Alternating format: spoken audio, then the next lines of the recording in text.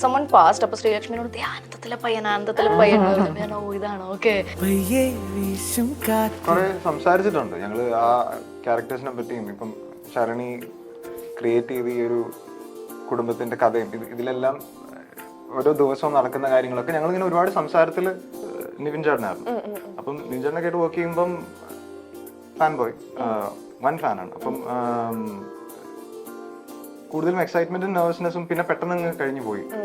ഇവരോട് വർക്ക് ചെയ്തപ്പോൾ ഞാൻ ഇവർ കൂടുതലും എങ്ങനെയാ ഓരോ കാര്യങ്ങൾ ഹാൻഡിൽ ചെയ്യുന്നതെന്നും ഷൂട്ട് ചെയ്യുമ്പോഴൊക്കെ ഭയങ്കര എന്താ പറയാ സ്നേഹത്തോടെ ആയിരുന്നു. ഇപ്പം എൻ്റെ ഭാഗത്തുനിന്ന് ഞങ്ങള് സീനിൽ തന്നെ എൻ്റെ കയ്യിൽ നിന്നൊക്കെ ഇത് പോയിട്ട് ആകെ കുളമായൊരു സമയം ഉണ്ടായിരുന്നു. അപ്പം he was very cool about it. അയ്യോ കേട്ടില്ല. കമ്മിറ്റഡ് ആണോന്നോ? ഞാൻ ക്യാമറയുടെ മുന്നിൽ പറയുന്നില്ല, ഞാൻ അല്ലാണ്ട് പിന്നെ മെസ്സേജ് ചെയ്യാം. കേരളത്തിലെ ചേട്ടന്റെ ഇപ്പോഴത്തെ സ്ത്രീകൾ ഫാൻസിലെല്ലാരും റെപ്രസെന്റേറ്റീവ് ചോദിക്കാന്ന് വിചാരിച്ചാൽ മതി. അത് വേണ്ട, ഞാൻ പിന്നെ മെസ്സേജിൽ അയക്കാട്ടോ. അലീന, എങ്ങനെയൊക്കെ നമുക്ക് പല ടെക്നിക്കുകളുണ്ട്, ഇതെങ്ങനെയൊക്കെ യൂസ് ചെയ്യാം എന്നുള്ളത് കാണിച്ച് കൊടുക്കാം. പേഴ്സണലി ഓരോരുടെയും ഇമോഷൻസ് ആൻഡ് ഫിസിക്കൽ നേച്ചർ ഇതൊക്കെ അനുസരിച്ച് they have to choose what works. എലിയന്റെ ബർത്ത് സർട്ടിഫിക്കറ്റ് തിന്നു. അപ്പോ ബർത്ത് സർട്ടിഫിക്കറ്റ് ഇല്ലാത്തതുകൊണ്ട് എനിക്ക് പാസ്പോർട്ട് എടുക്കാൻ പറ്റിയില്ല. അപ്പൊ രണ്ടാമത് ബർത്ത് സർട്ടിഫിക്കറ്റിന് അപ്ലൈ ചെയ്തു. അപ്പൊ അതില് എൻ്റെ അച്ഛൻ്റെ അമ്മയുടെ പേര് തെറ്റി. അപ്പൊ മൂന്നാമത് ബർത്ത് സർട്ടിഫിക്കറ്റിന് അപ്ലൈ ചെയ്തു. അപ്പോഴേക്കും ഞാൻ ഡ്രാമ സ്കൂളിലെത്തി. യെസ്. നിങ്ങൾ മനസ്സിൽ കാണുന്ന ഇവന്റ് അത് ഏതുമായിക്കോട്ടെ, അതിനെ കൂടുതൽ കളർഫുൾ ആക്കാൻ കൂടുതൽ സ്പെഷ്യൽ കണ്ടന്റോടുകൂടി milestone events, birthday party, engagement, കല്യാണം, കോർപ്പറേറ്റ് ഇവന്റ്സ്, അങ്ങനെ ഏത് ഇവന്റ്സും കൂടുതൽ സ്പെഷ്യൽ കണ്ടന്റോടുകൂടി നമുക്ക് മനോഹരമാക്കാം മൈൽസ്റ്റോൺ ഇവന്റ്സിലൂടെ.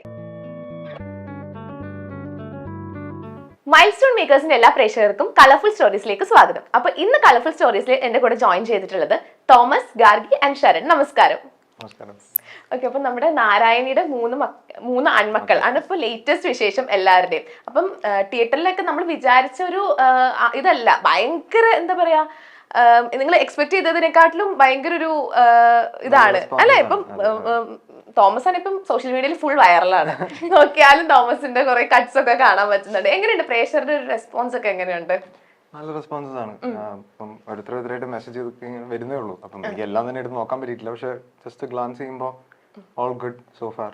ഞങ്ങളിങ്ങനെ ഓട്ടോ ആയിരുന്നു തിയേറ്റർ വിസിറ്റ് ഇതൊക്കെ ആയിട്ട്. അപ്പം എല്ലാവരോടും തിരിച്ചിങ്ങനെ റിപ്ലൈ ചെയ്യണം ഇങ്ങനെ. ഓക്കെ, അപ്പൊ ഷാരന്റെ അടുത്ത് ചോദിക്കുകയാണെങ്കിൽ ഈ ഇതിനകത്ത് തോമസിന്റെ ഒരു നമുക്ക് ഒട്ടും പ്രതീക്ഷിക്കാത്ത ഒരു സർപ്രൈസ് എൻട്രി ആയിരുന്നു. അപ്പൊ ഈ ഒരു നിഖിൽ എന്നുള്ള ക്യാരക്ടർ തോമസിനും പിന്നെ ആതിരയുടെ ക്യാരക്ടർ ഗാർഗിക്കും ചൂസ് ചെയ്യാനുള്ള കാരണം എന്താ? ഇതില് ഗാർഗിയായിട്ട് ഞാൻ മുമ്പ് വർക്ക് ചെയ്തിട്ടുണ്ട്. ഞാൻ SRFT സത്യജിത് ഇൻസ്റ്റിറ്റ്യൂട്ടിൽ പഠിക്കുന്ന സമയത്ത് ചെയ്ത എന്റെ ഡിപ്ലോമ ഫിലിമില് ഷോർട്ട് ഫിലിം ആയിരുന്നു, ഒരു പാതിരാസ്വപ്നം പോലെ. അതിൽ ഗാർഗി അഭിനയിച്ചിരുന്നു. പരിചയമുണ്ട്. എനിക്ക് അത് കണ്ടിട്ടാണെന്ന് തോന്നുന്നു തോമസ് എപ്പോഴും മെസ്സേജ് ചെയ്തിട്ടുണ്ട് ഇങ്ങനെ.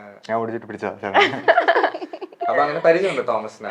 അങ്ങനെ മെസ്സേജ് ചെയ്യാറുണ്ട്, സ്ക്രീനിങ്ങിനൊക്കെ വന്നപ്പോൾ പരിചയപ്പെട്ടിട്ടുണ്ട്. അപ്പൊ ഇങ്ങനെ നമ്മള് ഇങ്ങനെ ഒരു ക്യാരക്ടർ വന്നപ്പോ ആലോചിച്ചു ഓഡിഷൻ ചെയ്യണോന്ന് ചോദിച്ചു. രണ്ടുപേരും ഓഡിഷൻ ചെയ്തിട്ട് തന്നെയായിരുന്നു വന്നത്. വന്നപ്പം പെർഫെക്റ്റ് ആയിരുന്നു. ഓക്കെ, അപ്പൊ ഇതിലാണെങ്കിൽ നിങ്ങൾ കൂടെ ചെയ്തിട്ടുള്ളത് വേഴ്സറ്റൈൽ ആക്ടേഴ്സ് ആണ്. നമ്മുടെ സുരാജ് ഏട്ടൻ, അലൻസിയർ ഏട്ടൻ, ജോജു ചേട്ടൻ. അപ്പം അവരുടെ കൂടെ അഭിനയിച്ചപ്പോൾ ഒരു ടെൻഷൻ, ഒരു പേടി എന്തെങ്കിലും ഉണ്ടായിരുന്നോ? ഇല്ല, നെർവസ്നെസ് ഉണ്ടായിരുന്നു, നാച്ചുറലി ഉണ്ടായിരുന്നു. ഈ പറയുന്ന പോലെ ഇപ്പം ഇവരെയൊക്കെ നമ്മൾ കുറെ നാളായിട്ട് ഫോളോ ചെയ്യുന്ന ആക്ടേഴ്സ് ആണല്ലോ. ജോജു ചേട്ടൻ എത്ര നാളെടുത്ത് എങ്ങനെ സ്ട്രഗിൾ ചെയ്താ ഇവിടെ എത്തി എന്നുള്ളതൊക്കെ എപ്പോഴും ഒരു ഇൻസ്പിറേഷണൽ ഒരു ട്രാവലാണെന്നാണ്. അപ്പോൾ നാച്ചുറലി നെർവസ്നെസ് ഉണ്ടായിരുന്നു.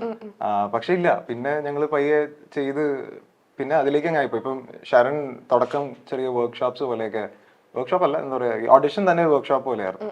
അപ്പം ഞങ്ങൾ സീൻസ് റിഹേഴ്സൽസ് പോലെയൊക്കെ പോയിട്ടുള്ളതുകൊണ്ട് പിന്നെ ഞങ്ങൾ അതിലേക്ക് അങ്ങ് ഇന്നായി അങ്ങനെ അങ്ങ് പോയി. അപ്പം രസമായിരുന്നു. ഗാർഗി എന്തൊന്നും മിണ്ടാത്ത, എന്താ ആലോചിക്കുന്നത്? ഞാൻ പൂ നോക്കിക്കൊണ്ടിരിക്കുകയാണ്.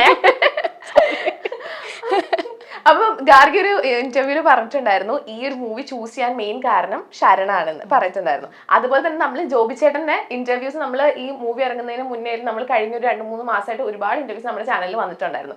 അപ്പൊ ചേട്ടനാണെങ്കിൽ ഭയങ്കര കോൺഫിഡൻസ് ആയിരുന്നു മൂവിനെ പറ്റി. ഇപ്പം ഗാർഗി ആയാലും പറഞ്ഞു ശരണാണ്, അത് ആ ഒരു ഡയറക്ടറിലുള്ള അത്രയും ഒരു കോൺഫിഡൻസ് ആണ്. അതിനെപ്പറ്റി എന്താ പറയാനുള്ളത്?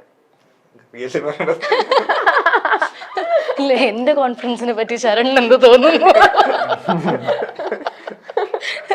അതിനെപ്പറ്റി തോമസിന് എന്ത് ഇല്ല ഞാൻ ഓക്കെ പറഞ്ഞോ. അല്ല എനിക്ക് നമ്മള് പ്രീവിയസ് വർക്ക് ചെയ്തപ്പോൾ ഉണ്ടായ കോൺഫിഡൻസ് ആണിത്. ഇപ്പൊ ഫസ്റ്റ് വർക്കിൽ I didn't know anything about him. അപ്പൊ ഈ വർക്ക് ചെയ്തു വരുമ്പോൾ നമുക്ക് കിട്ടുന്ന ഒരു കോൺഫിഡൻസ് ഇല്ലേ, okay he knows what he's doing എന്നുള്ള അതിന്റെ കോൺഫിഡൻസ് ആണ്. ആദ്യം ഓഡിഷൻ ചെയ്യുന്ന സമയത്ത് എനിക്കിപ്പോഴും ഓർമ്മയുണ്ട്, അന്ന് ഫസ്റ്റ് ഡേ ഇവർ രണ്ടുപേരും ഒരുമിച്ച് വന്ന ദിവസം. ഗാർഗി എനിക്ക് തോന്നുന്നു ആദ്യം ഉണ്ടായിരുന്നു. അതിനുശേഷമാണ് തോമസ് വന്ന ഫസ്റ്റ് ദിവസം നമ്മൾ ചെറിയൊരു മേക്ക് ഓവർ ഒക്കെ ചെയ്തിരുന്നു. ഈ തോമസ് അല്ല. ശരൺ ആദ്യം എന്നെ കണ്ടപ്പോ, അല്ലെങ്കിൽ എന്നെ ശരൺ ആദ്യം കണ്ടിട്ടുള്ളത് നല്ല താടിയും മുടിയൊക്കെ വളർത്തിയ ഒരു ഇതിലാണ്. അപ്പം ഒന്ന് ഓഡിഷൻ ചെയ്ത് നോക്കാം എന്നൊക്കെയുള്ള രീതിയിലായിരുന്നു. കാരണം ഇങ്ങനെ കണ്ടു. അപ്പൊ അത് കഴിഞ്ഞ് പിന്നെ ഞങ്ങൾ പോയി, ഞാൻ കൺവിൻസ് ചെയ്തെടുത്തു. ഇല്ല ഞാൻ അവിടെ ഇരുന്ന സമയത്ത് ഐ തിങ്ക് എന്റെ ഫ്രണ്ടായിട്ട് അഭിനയിച്ച കുട്ടിയുണ്ടല്ലോ ശ്രീലക്ഷ്മി. അപ്പൊ ശ്രീലക്ഷ്മി എന്നെ ഇരുന്നിട്ട് ഈ ഭാഷ പഠിപ്പിക്കുകയായിരുന്നു കേട്ടോ. It was very difficult. അപ്പൊ ഞാനും ശ്രീലക്ഷ്മി ഇങ്ങനെ പഠിച്ചുകൊണ്ടിരിക്കുമ്പോൾ സമൺ പാസ്റ്റ്. അപ്പൊ ശ്രീലക്ഷ്മിനോട് ആനന്ദത്തിലെ പയ്യൻ പറഞ്ഞു. ഓ ഇതാണോ ഓക്കെ എന്ന് പറഞ്ഞു. എന്നിട്ട് കുറച്ച് കഴിഞ്ഞ് ഞങ്ങൾ ലഞ്ച് കഴിക്കാൻ നേരം അപ്പോഴേക്കും മേക്ക് ഓവർ കഴിഞ്ഞു കേട്ടോ. He went out shaved and waxed and everything and came back make over കഴിഞ്ഞിട്ട്. അപ്പൊ ആ സമയത്ത് ഐ സോ ഹിം ആൻഡ് ഞങ്ങൾ ഒന്നിച്ചിരുന്നൊരു ഫുഡ് കഴിക്കുക. നേരത്തെ കണ്ട ആളാണ് ഇതെന്ന് ഞാൻ റെക്കഗ്നൈസ് ചെയ്തു. അവിടെ ഞങ്ങൾ പരിചയപ്പെടുന്നത്. അപ്പം നമ്മുടെ ഒരു പ്രേക്ഷകയുണ്ട്. അപ്പം തോമസിന്റെ ഭയങ്കര ഫാനാണ്. അപ്പൊ തോമസിന്റെ അടുത്തൊന്ന് സംസാരിക്കണം എന്ന് പറഞ്ഞിട്ടുണ്ടായിരുന്നു. അപ്പം ഒന്ന് നമ്മൾ കോള് കണക്ട് ചെയ്യട്ടെ. ഓക്കെ. അലീന എന്നാണ് പേര്. ഹലോ. പുതിയ പരിപാടിയാണല്ലോ. ഹലോ അലീന. അതെ. അലീന, ഞാൻ മൈൽ സ്റ്റോൺ മേക്കേഴ്സിൽ നിന്നായിരുന്നു വിളിക്കുന്നത്. അയ്യോ ചേച്ചി പറയൂ. ഞാൻ 2-3 ദിവസമായി പറഞ്ഞിട്ട് അപ്പൂനെ പറഞ്ഞ് ചോദിച്ചിട്ട്. ആണോ? എന്തായി? തോമസിന്റെ അടുത്ത് സംസാരിക്കണം എന്ന് പറഞ്ഞിട്ടുണ്ടായിരുന്നില്ലേ?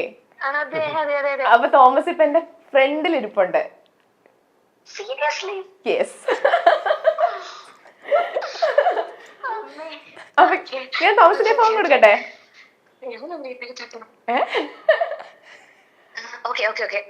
ഓക്കെ റെഡി അല്ലേ? ഫോൺ കൊടുക്കട്ടെ?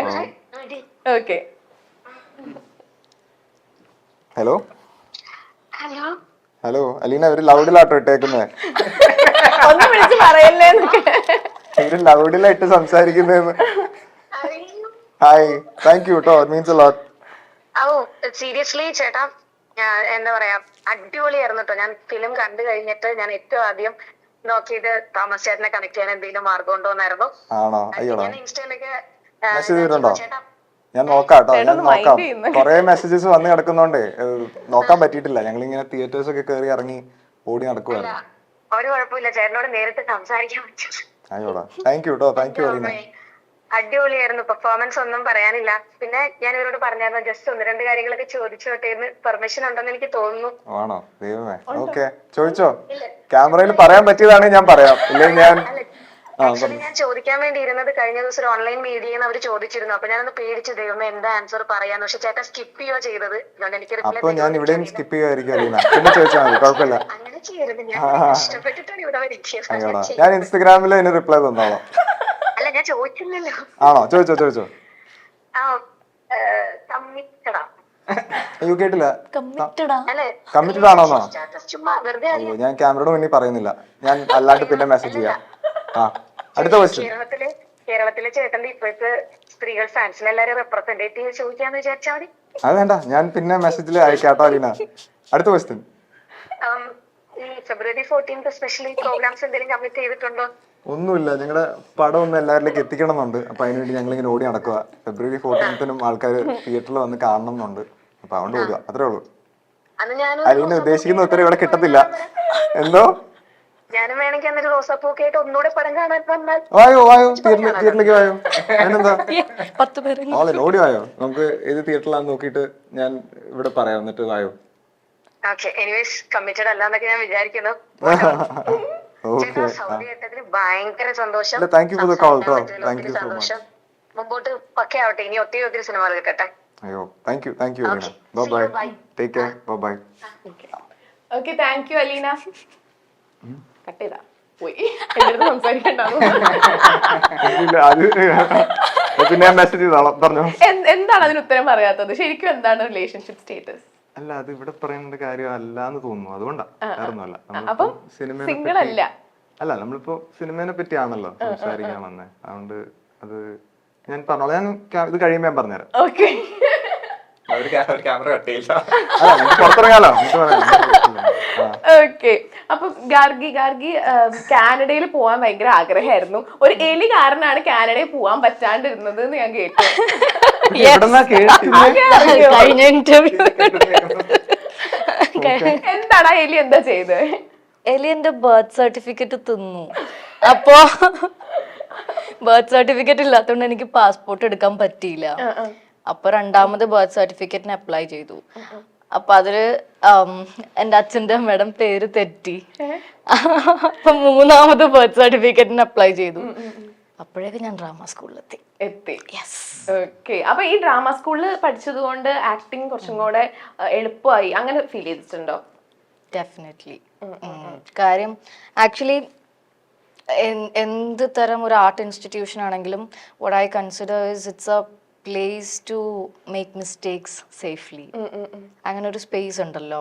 ഇപ്പൊ ഞാനിപ്പോ സ്റ്റാർട്ടിങ് തന്നെ എൻ്റെ വർക്ക് എല്ലാവരും കാണുകയാണെങ്കിൽ ചിലപ്പോൾ നന്നായിരിക്കണം എന്നില്ലല്ലോ. നമ്മൾ ചെയ്ത് പഠിച്ചു വരാനുള്ള conveniently you can make mistakes. So that's a big thing and there are people നമുക്കത് ആ മിസ്റ്റേക്കിൽ നിന്ന് നമ്മളെ ഹെൽപ്പ് ചെയ്യാൻ ആളുകൾ എപ്പോഴും കൂടെ ഉള്ള ഒരു സ്ഥലവും കൂടെയാണ്. സോ ഓക്കെ തോമസ്, അപ്പം എല്ലാവർക്കും ആനന്ദം 2 ഇനി ഉണ്ടാവോ? ഇതിനെ പറ്റിയൊക്കെ അറിയാൻ ആഗ്രഹം ഉണ്ടാവും. ഇനി നമുക്ക് പ്രതീക്ഷിക്കാമോ ആനന്ദം 2?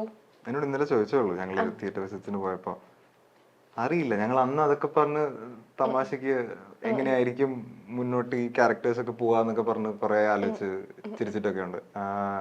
അങ്ങനെയൊക്കെ സംഭവിക്കട്ടെ. നിങ്ങളൊരു ആനന്ദം സർക്കിൾ ഇല്ലേ? അത് ഇപ്പോഴും നിങ്ങൾ കോണ്ടാക്ട്സ് ഉണ്ടോ? മീറ്റ് ചെയ്യാറൊക്കെ ഉണ്ടോ? ഇപ്പം ഇന്ന് ഓരോരുത്തരായിട്ട് പടമൊക്കെ കാണാൻ വിളിച്ചിരുന്നു. എന്ത് പറഞ്ഞു എല്ലാവരും? ഇല്ല, കണ്ടിട്ടില്ല. ഓരോരുത്തർ കാണാൻ പോകുന്നൊക്കെ. ഓക്കെ. അപ്പം ഫസ്റ്റ് ആണെങ്കിൽ വിനീതേട്ടന്റെ കൂടെയാണ് ചെയ്തത്. അത് കഴിഞ്ഞിട്ട് ദാ ജോജി ചേട്ടൻ, സുരാജ് ചേട്ടൻ എല്ലാവരുടെ ഒപ്പം ഇപ്പോ ഈ മൂവി ചെയ്തു. അപ്പൊ എങ്ങനെയാണ് ആ ഒരു ഗ്രോത്തിനെ എങ്ങനെ നോക്കി കാണുന്നത്? ഞാൻ ഒരു കാര്യം പെട്ടെന്ന് ഓർത്തപ്പോ, ഇപ്പം ആദ്യത്തിൽ വിനീതേട്ടായിരുന്നു പറഞ്ഞല്ലോ. ഇതില് വിനീതേട്ടൻ ഞങ്ങളുടെ പ്രൊഡ്യൂസർ, ഇതില് ജോബി ചേട്ടനാ.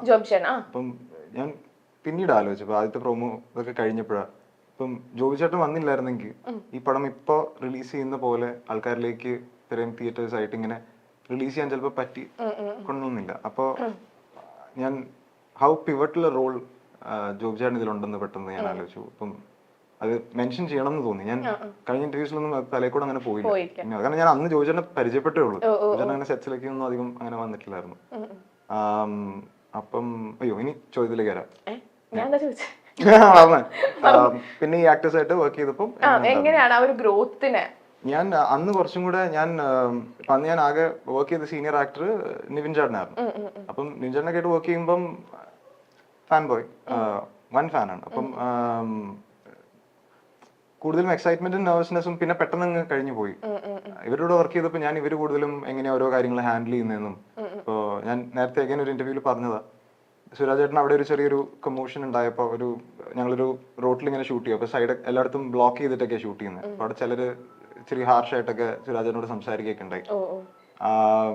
അപ്പൊ ഷൂട്ട് തടസ്സപ്പെടുത്താനൊക്കെ അപ്പം അത് പുള്ളിക്കാരൻ ഹാൻഡിൽ ചെയ്ത രീതി, അപ്പൊ അങ്ങനെ കുറെ ലേണിങ്സ് ഉണ്ട് ഇവരെ നമ്മൾ കാണുന്നുണ്ട്. അപ്പൊ അങ്ങനത്തെ ഓരോന്നൊക്കെ ഇങ്ങനെ ഞാൻ എടുത്തു വെക്കുന്നുണ്ട്. അപ്പം നാച്ചുറലി ഗ്രോത്ത് ഉണ്ടെന്ന് തോന്നുന്നു. ഓക്കെ. അപ്പം നിവിൻ ചേട്ടനെ പറ്റി പറഞ്ഞല്ലോ. അപ്പം ആ ആനന്ദത്തിലാണെങ്കിൽ നിവിൻ ചേട്ടന്റെ ക്യാരക്ടറിന് നമ്മൾ എല്ലാവരും ആഗ്രഹിക്കും അതുപോലത്തെ ഒരു ബ്രദറിനെ കിട്ടാൻ വേണ്ടിയിട്ട്. ഭയങ്കര കൂൾ ചില്ലായിട്ടുള്ള ഒരു ബ്രദർ. അപ്പം ശരിക്കും എങ്ങനെയാണ് ഒരു ബിഗ് ബ്രദറിനെ പോലെയാണ് നിവിൻ ചേട്ടനെ കാണുന്നത്? പിന്നെ അന്ന് ഞങ്ങൾ ഷൂട്ട് ചെയ്യുമ്പോഴൊക്കെ ഭയങ്കര എന്താ പറയാ സ്നേഹത്തോടെ ആയിരുന്നു.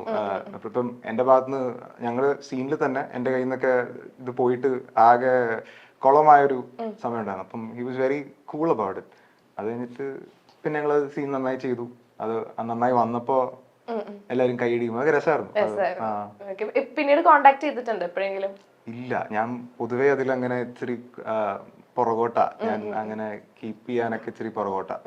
പക്ഷെ പിന്നെ കണ്ടിട്ടുമില്ല അങ്ങനെ പറയുമ്പോ എവിടെ. ഇല്ല. വിനീതേട്ടനായിട്ടോ? വിനീതേട്ടനായിട്ട് കോൺടാക്റ്റിലുണ്ട്. വിനീതേട്ടൻ ഞങ്ങളുടെ കൂടെ ഉണ്ടായിരുന്നല്ലോ പലപ്പോഴായിട്ട്. അതുകൊണ്ടാണ് നിവിൻചേട്ടൻ അന്ന് വന്ന് വർക്ക് ചെയ്ത് പോയി എന്നേ ഉള്ളൂ. ഞാൻ അങ്ങനെ പുറകോട്ടാണ് ഇച്ചിരി അങ്ങനത്തെ കാര്യങ്ങൾ. മൂവിനെ പറ്റി പറഞ്ഞോ? നാരായണി പറ്റി കാണണം എന്ന് പറഞ്ഞോ? വിനീതേട്ടനോട് ഞാൻ ആദ്യത്തെ പോസ്റ്റർ ഇറങ്ങിയപ്പോ തന്നെ അയച്ചു കൊടുത്തു. ഈ ലവ്. എന്നിട്ട് ശരനെ മെസ്സേജ് ചെയ്യാനൊക്കെ എന്റെ അടുത്ത് പറഞ്ഞു. ഇപ്പം ശരൺ അയച്ചു കൊടുത്തായിരുന്നു. അങ്ങനെ കണ്ടിട്ട് വിളിക്കണം. ഓക്കെ ശരൺ, അപ്പൊ ഈ മൂവിയിലാണെങ്കിൽ ഹ്യൂമൻ ഇമോഷൻസിന് ഒരുപാട് ലൈക്ക് അത് ഒരുപാട് കൊണ്ടുവന്നിട്ടുണ്ട്. അത് നമുക്ക് ഒരുപാട് കണക്ട് ചെയ്യാൻ പറ്റുന്ന ഒരുപാട് കാര്യങ്ങൾ ആയിട്ട് എനിക്ക് പേഴ്സണലി എനിക്ക് ഫീൽ ചെയ്തിട്ടുണ്ട്. അതും ഹ്യൂമൻ ഇമോഷൻസ് എന്ന് പറഞ്ഞാൽ ബോത്ത് സെൻസിറ്റീവ് ആൻഡ് ബ്യൂട്ടിഫുൾ ആയിട്ടുള്ള ഒരു കാര്യമാണ്. അപ്പൊ അത്തരത്തിലുള്ള എലമെന്റ്സ് കൊണ്ടുവരാൻ വേണ്ടിയിട്ട് എന്തൊക്കെ കാര്യങ്ങളാണ് ശ്രദ്ധിച്ചിട്ടുള്ളത്? നമ്മുടെ പാർട്ട് ഓഫ് ദ പ്രോസസ് ആണല്ലോ സിനിമ ചെയ്യുമ്പോൾ. ഇമോഷൻസ് എങ്ങനെ കൺവേ ചെയ്യാന്നുള്ളത് തന്നെയാണ് പ്രൈമറി ആയിട്ടുള്ള നമ്മുടെ ഒരു എയിം എന്ന് പറയുന്നത്. എന്നിട്ട് അങ്ങനെ പ്രത്യേകിച്ച് എന്താ ചെയ്തതെന്ന് വെച്ചാൽ എനിക്ക് പറയാൻ ബുദ്ധിമുട്ടായിരിക്കും. പക്ഷെ അത് നമ്മുടെ പാർട്ട് ഓഫ് ദ പ്രോസസ് ആണ്. അപ്പൊ നമ്മൾ എത്രത്തോളം സെൻസിറ്റീവ് ആയിട്ടാണ് കാര്യങ്ങൾ നോക്കി കാണുന്നത് എന്നുള്ളത് തന്നെയാണ് അതിന്റെ. തോമസ്, അപ്പം ആനന്ദത്തിൽ നിങ്ങൾ ചെയ്ത ഒരു ക്യാരക്ടർ എന്ന് പറഞ്ഞാൽ ഒരു എന്താ പറയാ, ഒരു കോളേജ്, നമുക്കൊരു കോളേജ് ലൈഫിൽ അങ്ങനത്തെ ഒരു ഇതാണ് ചെയ്തത്. പക്ഷെ ഈ മൂവി എന്ന് പറയുമ്പോൾ ഒരു ഫാമിലി ഡ്രാമ, ഒരു രണ്ട് ഡിഫറെന്റ് ഇതാണ്. അപ്പൊ എന്തൊക്കെ ഒരു മാറ്റാണ് തോന്നിയിട്ടുള്ളത് ആനന്ദത്തിൽ നിന്നും ഈ ഒരു മൂവിയിലേക്ക് വരുമ്പോൾ? നാരായണി ക്യാരക്ടേഴ്സ് ഈ പറഞ്ഞ പോലെ തന്നെ വ്യത്യാസമുണ്ട്. ഈവൻ സെറ്റിങ്ങും വ്യത്യാസമുണ്ട്. മറ്റേത് ഒരു കോളേജ് IV ട്രാവൽ ആണല്ലോ. ഇതാ കുടുംബത്തിന്റെ ഉള്ളിൽ നടക്കുന്ന കാര്യങ്ങളും ആ കുടുംബത്തിലെ എല്ലാവരും തമ്മിലുള്ള ഇപ്പം ഒരു എനിക്ക് ആ സിനിമയിൽ ഒരു ഷോട്ട് ഉണ്ട്, അത് ഭയങ്കര ഇഷ്ടം. അപ്പൊ ഒരു റിപ്പിൾ പോലെ ഇങ്ങനെ എല്ലാവരും അങ്ങോട്ടും ഇങ്ങോട്ടും ഇമോഷൻസ് എക്സ്ചേഞ്ച് ആയി തട്ടിത്തടഞ്ഞ് അങ്ങനെ. അതിലിപ്പം ക്യാരക്ടറിന്റെ കാര്യം പറയുവാണെങ്കിൽ നിഖില് സിനിമ ഓപ്പൺ ചെയ്യുന്നിടത്ത് നിഖിലൊരു ഭയങ്കര ഒരു ലള്ളിലാണ്, ഭയങ്കര ഒരു മടുപ്പും കുറെ കാര്യങ്ങൾ ലൈഫില് കൺഫ്യൂഷൻസും.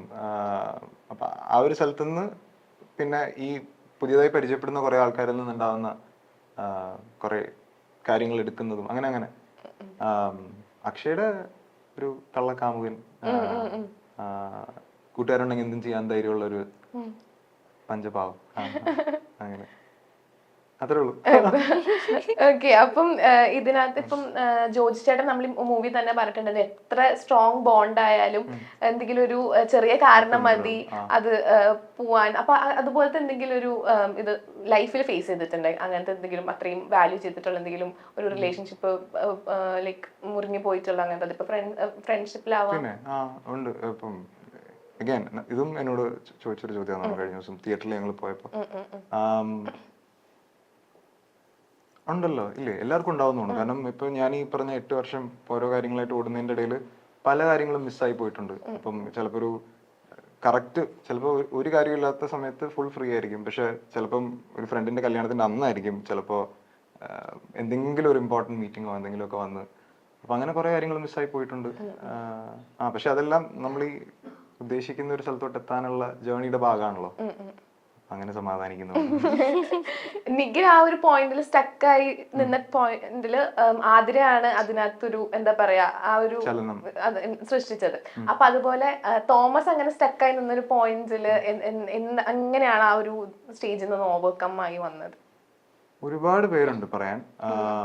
പക്ഷെ ഫസ്റ്റ് ആൻഡ് ഫോർമോസ്റ്റ് എന്റെ പേരൻസ് ആണ്. എന്റെ പേരൻസ്, എന്റെ സിസ്റ്റർ, ഫാമിലി അമ്മ അതിൽ സപ്പോർട്ട് ചെയ്തിട്ടുണ്ട്. കാരണം ഈ 8 വർഷം എന്ന് പറയുന്നത് ഇത് അഗൈൻ ഇത് പറഞ്ഞു പക്ഷെ അത്രയും നാള് ഒരു കാര്യത്തിന്റെ പുറകെ ഒരു എന്താ പറയാ ഒരു ഉറപ്പില്ലല്ലോ, ഓടുകയല്ലേ. അപ്പൊ അങ്ങനെ ഓട്ടത്തിന്റെ ഇടയിൽ പല സമയത്തും സ്റ്റക്കാവും, വേഗം പിന്നെയും ഓട്ടം തുടരാനുള്ള ഒരു പിന്നെ അഗൈൻ ഞാൻ ആദ്യത്തെ ഇന്റർവ്യൂല് ചോദിച്ച കാര്യം, അപ്പം ചില എൻകൗണ്ടേഴ്സ്, ഇപ്പം അലീന അല്ലേ, അലീന. അപ്പൊ അലീനയുടെ പോലെ പലരും ഇങ്ങനെ ക്യാമറയുടെ മുന്നിൽ അല്ലാന്നേ ഉള്ളൂ, പക്ഷെ അല്ലാണ്ട് വന്ന് പറയുന്ന ചില കാര്യങ്ങൾ കേൾക്കുമ്പോഴേ നമുക്ക് ഭയങ്കര ഒരു ഈഗോ ബൂസ്റ്റോ അല്ലെങ്കിൽ മുന്നോട്ട് ഓടാനുള്ള ഒരു ഇന്ധനം എന്നൊക്കെയുള്ള രീതിയിൽ അങ്ങനെയും കുറെ പേര് ഉണ്ടായിട്ടുണ്ട്.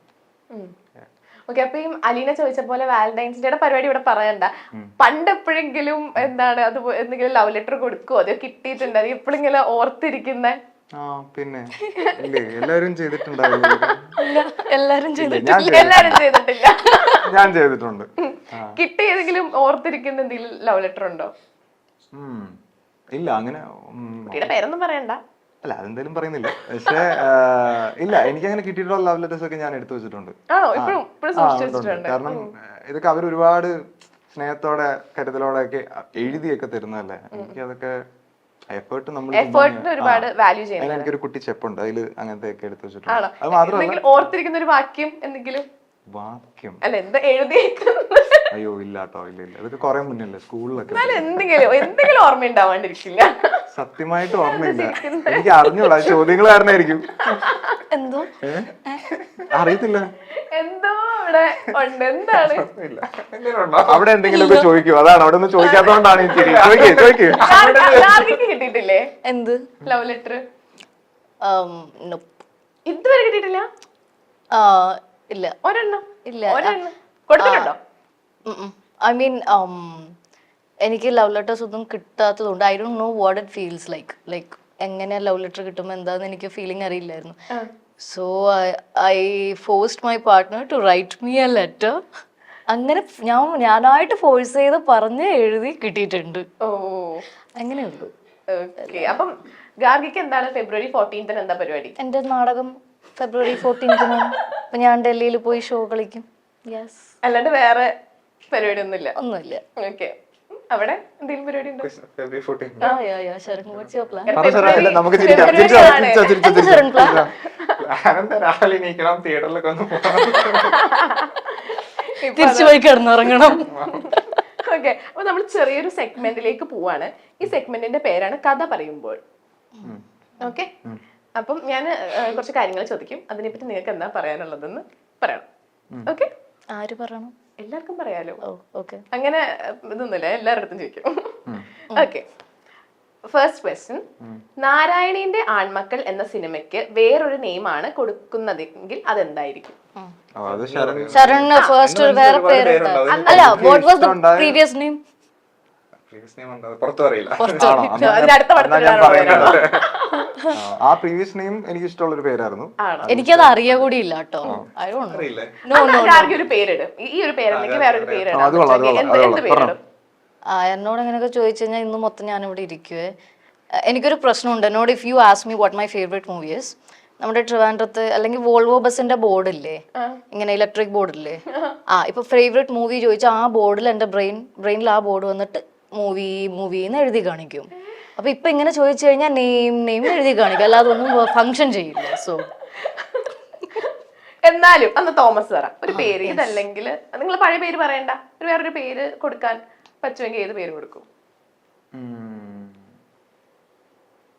കിട്ടുന്നില്ല എനിക്ക്. എന്റെ തലയിൽ അന്നത്തെ ആ പേരാ തലയിലുള്ള ഈ പറഞ്ഞ പേര്. വേറെ ആലോചിച്ചപ്പോ പിന്നെ നാരായണന്റെ മൂന്നാൺമക്കൾ ഇത്ര മോശം പേരാണോ? എനിക്ക് ഇഷ്ടമാണ്. അയ്യോ നല്ല പേരാണ്. വേറൊരു പേര് കൊടുക്കാൻ പറ്റുമായിരുന്നെങ്കിൽ എന്തിനാ പേര് ഇങ്ങനെ കളയാണ്? ആ പേരോട് ഇരുന്നോട്ടെ. നല്ല പേരുള്ള അതെ.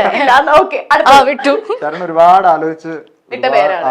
അതിന് മുന്നത്തെ പേരുന്ന് പിന്നെ കുറെ ആലോചിച്ച് എടുത്ത തീരുമാനമാണ്. അന്നത് അവിടെ സംസാരം ഓർമ്മയുണ്ട്. ഇപ്പം പേര് മാറ്റിയത് ആ സമയത്ത് ഇപ്പൊ ഞങ്ങളുടെ അവിടെ പ്രൊഡക്ഷനിൽ വണ്ടി ഓടിക്കുന്ന എല്ലായിടത്തും ഇതിങ്ങനെ ചർച്ച ആവുന്ന ഓർമ്മയുണ്ട്. ഓക്കെ. അപ്പൊ അടുത്ത ക്വസ്റ്റ്യൻ, നാരായണീന്റെ ആൺമക്കൾ എന്ന നാരായണീന്റെ മൂന്ന് ആൺമക്കൾ എന്ന ഈ സിനിമയിൽ ഒരു നടന്റെ അഭിനയം ശരിക്കും ഞങ്ങളെ എല്ലാവരെയും ഞെട്ടിച്ചു. അങ്ങനെ പറയാൻ പറ്റുന്ന ഒരു നടൻ. എല്ലാവരും ഇങ്ങനെ വാ പിടിച്ചു പോയൊരു പെർഫോമൻസ്. ഒരു സീനുണ്ട് ഞാൻ പറഞ്ഞിട്ടുണ്ട് അതിനെ പറ്റി. ജോയിച്ചേട്ടന്റെ ഒരു സീനുണ്ട്, എല്ലാവരും ഭയങ്കര മണ്ടടിച്ചൊരു സീന്. ഇവര് ഷൂട്ടിലുണ്ടായിരുന്നില്ല, പക്ഷെ ഇവര് സിനിമ കണ്ടു. ഷൂട്ടിലുണ്ടായിരുന്നവർക്ക് എല്ലാതൊരു എന്താ പറയാ ഗൂസ് ബംസ് മൊമെന്റ് ആയിരുന്നു. ഓക്കെ. അപ്പൊ അതിനകത്ത് എല്ലാവരും പൊട്ടൻ എന്ന് പറഞ്ഞിട്ട്, പക്ഷെ നമുക്ക് എല്ലാവർക്കും ഇഷ്ടപ്പെടുന്ന ഒരു ക്യാരക്ടറാണ് ചെയ്തത്. ഓക്കെ. അടുത്തത്, സിനിമ ഇറങ്ങിക്കഴിഞ്ഞ ഏറ്റവും കൂടുതൽ പ്രേക്ഷകർ സിനിമയെ കമന്റ് ചെയ്യാൻ ഉപയോഗിച്ച ഒരു വാക്ക്? സൂത്തിങ്. ഇപ്പം മെഹർ പറഞ്ഞ തുടക്കത്തിൽ പറഞ്ഞ വാക്ക് സൂത്തിങ്. അല്ലെങ്കിൽ ആ കോൺവെർസേഷൻ ഭയങ്കര ഒരു. പിന്നെ എഫ്എംആറിൽ കുറെ പേര്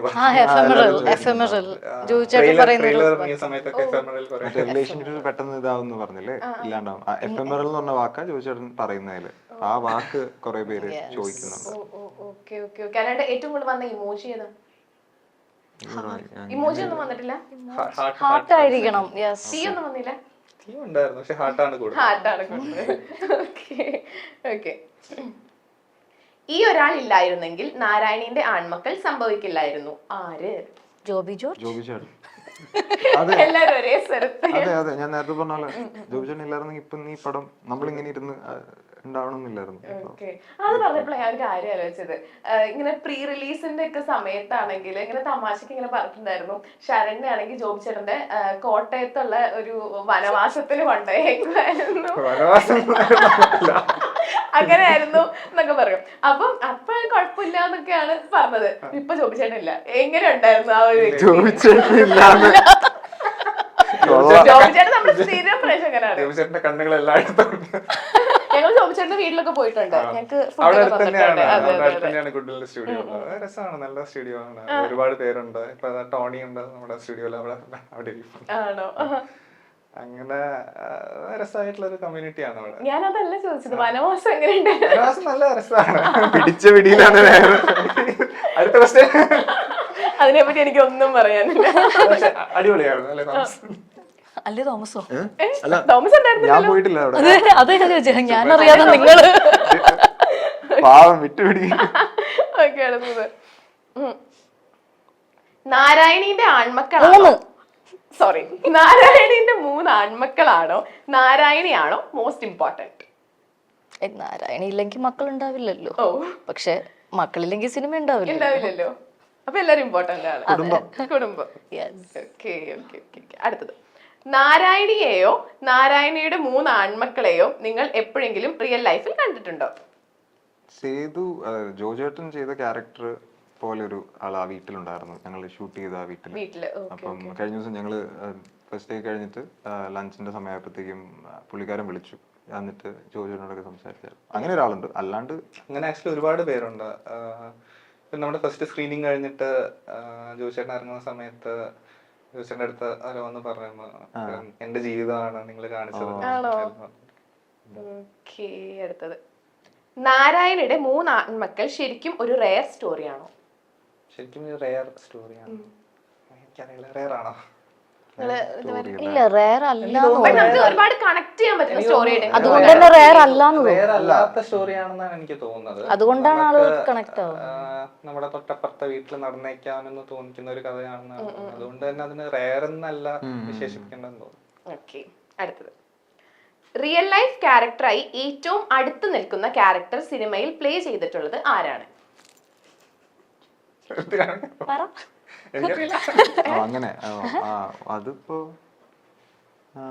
റിയൽ ലൈഫ് അല്ല, ശരണ്ന്റെ ഇതല്ലല്ലോ ചോദിക്കുന്നത്, റിയൽ ലൈഫ് ക്യാരക്ടറുമായിട്ട്. അത് നിങ്ങൾക്ക് പറയാം. നിങ്ങൾക്ക് റിയൽ ലൈഫ് ശരണ്ന്റെ റിയൽ ലൈഫ് ക്യാരക്ടർ അല്ലല്ല, അങ്ങനെയല്ല. റിയൽ ലൈഫ് ക്യാരക്ടറുമായി അടുത്ത് നിൽക്കുന്ന ക്യാരക്ടർ പ്ലേ ചെയ്തത് ആരാണ്? അപ്പൊ ശരൺ ജോജേട്ടന്റെ ക്യാരക്ടറാണ്. അതാണ് ജോജേട്ടന്റെ ക്യാരക്ടർ. നാരായണന്റെ ചുമ്മാ ചിരിച്ചതാ. Yes, continue. ഓക്കെ. അടുത്തത്. നാരായണീന്റെ 3 ആൺമക്കൾ എന്ന സിനിമയുടെ പല ലൊക്കേഷനിലും തോമസിനെ കാണാൻ പെൺകുട്ടികളുടെ ക്യൂ ആയിരുന്നു എന്ന് കേട്ട വാർത്ത ശരിയാണോ? അല്ല, ഇല്ലേ? ക്യൂ ഉണ്ടായിരുന്നില്ല, ഞാൻ അവിടെ ഇവിടെ ആയിട്ട് നിൽക്കുമായിരുന്നു. എനിക്ക് സത്യം പറയട്ടെ, എനിക്ക് അറിയില്ലായിരുന്നു തോമസ് ഇത്ര വലിയ സെലിബ്രിറ്റി ആണെന്ന്. സീരിയസ് ആയിട്ട് പറയാം, ഞാൻ ആനന്ദം കണ്ടിട്ടുണ്ടായിരുന്നില്ല. അപ്പൊ എനിക്ക് അറിയില്ലായിരുന്നു. ഇപ്പൊ തോമസ് മെസ്സേജ് ചെയ്യുമ്പോഴൊക്കെ ഞാൻ ഓക്കെ, ആക്ടിങ് പാഷനുള്ള ഒരാളാണ്. ഈവൻ ഓഡിഷൻ ചെയ്യുന്ന സമയത്തും എനിക്ക് അറിയില്ലായിരുന്നു. ഷൂട്ടിന് വന്നപ്പോഴാണ് ആക്ച്വലി ആൾക്കാരൊക്കെ സെൽഫി എടുക്കുന്നു. ഞങ്ങൾ ആ ഷൂട്ട് ചെയ്ത വീടിന്റെ പരിസരത്തുള്ള കുറച്ച് പിള്ളേര് വന്ന് എടുത്തു. അത്ര ഡെയിലി ഒരു 10 പേർ അല്ലേ? അപ്പം ഈ ആനന്ദത്തിനെ പറ്റി പറയുകയാണെങ്കിൽ ഞാനൊക്കെ 10th പഠിക്കുന്ന സമയത്താണ് ആനന്ദം റിലീസായത്. അപ്പൊ നമ്മൾ ഈ സ്കൂൾ അത് കഴിഞ്ഞിട്ട് നമ്മൾ ഈ ഐവിക്കൊക്കെ പോകുമ്പോ ഓക്കെ, ആ ഒരു ഇതൊക്കെ നമുക്ക് പെട്ടെന്ന് മൈൻഡിൽ ഉള്ള ഒരു ആ ഒരു സ്കൂൾ ലൈഫ്, നമ്മുടെ ആ ഒരു മെമ്മറീസിലൊക്കെ ആനന്ദം ഭയങ്കര ഇതായിരുന്നു. ബാക്കിയുള്ളവർ പിന്നെയും നമ്മള് ഇപ്പം റോഷൻ ചേട്ടനൊക്കെ പിന്നെയും പക്ഷെ തോമസിന് എവിടെയാണ് എന്നുള്ളൊരു ക്വസ്റ്റ്യൻ മാർക്കിലായിരുന്നു. പിന്നെ അതിനൊരു ഉത്തരം കിട്ടിയത് ഇപ്പോഴാണ് ശരിക്കും. അതെ. ഓക്കെ. ഇനി എന്താ പറയാ, എല്ലാവരും പുതിയ പ്രൊജക്ട്സ് ആണെങ്കിൽ പണിപ്പുരയെന്നൊക്കെ ഇറങ്ങട്ടെ. എന്താണ് നമുക്ക് അടുത്ത ഇന്റർവ്യൂവിന് കാണാം. Okay, wish you all the best. Thank you so much. Thank you.